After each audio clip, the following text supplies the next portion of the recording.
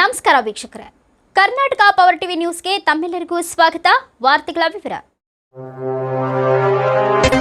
ಭೂಲಕ್ಷ್ಮಿ ವರಹಾಸ್ವಾಮಿ ದೇವಸ್ಥಾನ ಉದ್ಘಾಟನೆಗೆ ಪೂರ್ವಭಾವಿ ಸಭೆ. ಚಾಮರಾಜನಗರ ಜಿಲ್ಲೆಯ ಯಳಂದೂರು ಪಟ್ಟಣದಲ್ಲಿ ಶ್ರೀ ಭೂಲಕ್ಷ್ಮಿ ವರಹಾಸ್ವಾಮಿ ದೇವಸ್ಥಾನ ಉದ್ಘಾಟನೆಗೆ ಪೂರ್ವಭಾವಿ ಸಭೆಯನ್ನ ಹಮ್ಮಿಕೊಳ್ಳಲಾಯಿತು. ಭೂಲಕ್ಷ್ಮಿ ವರಹಾಸ್ವಾಮಿ ಸೇವಾ ಸಮಿತಿಯ ಗೌರವಾಧ್ಯಕ್ಷರಾದ ಅಶ್ವಿನಿ ಆಸ್ಪತ್ರೆ ವೈದ್ಯರು ರಮೇಶ್ ಉಡುಪ ಮಾತನಾಡಿ, ದೇವಸ್ಥಾನದ ಬಹುತೇಕ ಜೀರ್ಣೋದ್ಧಾರ ಕಾರ್ಯ ಪೂರ್ಣಗೊಳಿಸಿಕೊಂಡು ಅತ್ಯಾಧುನಿಕ ಸೌಕರ್ಯಗಳಿಂದ ನವೀಕರಣಗೊಳಿಸುತ್ತಿರುವ ಭಕ್ತರ ಶಕ್ತಿವರ್ಧಕ ಶ್ರೀ ಭೂಲಕ್ಷ್ಮಿ ವರಹಾಸ್ವಾಮಿ ದೇವಾಲಯವು ವರ್ಣರಂಜಿತವಾಗಿ ರೂಪುಗೊಂಡಿದ್ದು ಮತ್ತೆ ಐತಿಹಾಸಿಕ ಗತವೈಭವವನ್ನು ಕಾಣುವ ಸುಸಂದರ್ಭ ಆಗಮಿಸುತ್ತಿದೆ. ದೇವಸ್ಥಾನದ ಉದ್ಘಾಟನೆಯಂತಹ ಪರಿಪೂರ್ಣ ಧಾರ್ಮಿಕ ಕಾರ್ಯಕ್ರಮವು ರಾಜ್ಯ ಮಟ್ಟದಲ್ಲಿ ಭಕ್ತರನ್ನ ಬರಮಾಡಿಕೊಳ್ಳುವ ತವಕದಲ್ಲಿದೆ. ಆ ದಿನವು ಯಳಂದೂರು ಪಟ್ಟಣದ ಪಾಲಿಗೆ ಅತ್ಯಂತ ಪವಿತ್ರವಾದ ದಿನವಾಗಿರುತ್ತದೆ.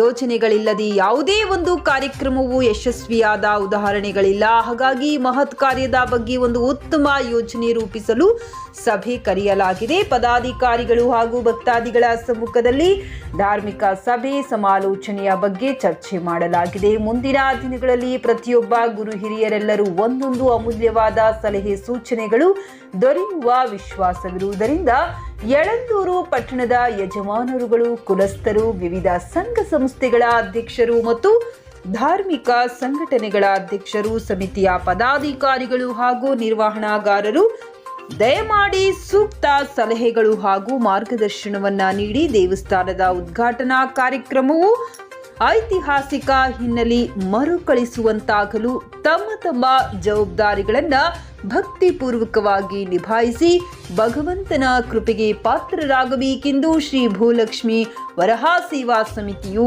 ಮನವಿ ಮಾಡಿದೆ.